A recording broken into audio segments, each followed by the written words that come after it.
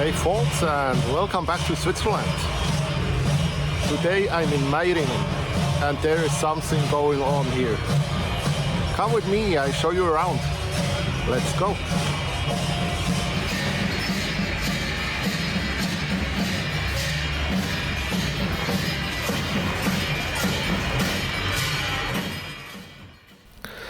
The Ubersitz is a traditional festival in the Haslital region, particularly in Meiringen, located in the Bernese Oberland of Switzerland.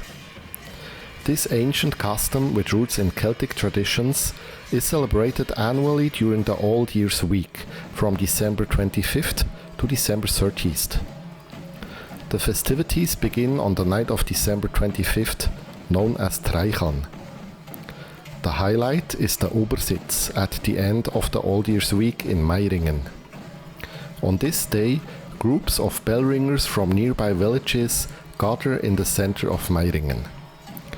Each group has its own unique traditions, masks and accompanying figures like the Hottenfraueli or the Schnabelgeiss. The Ubersitz is meant to drive away the evil spirits of the old year and make way for the new year. It is a meaningful cultural event that strengthens community bonds and keeps old traditions alive.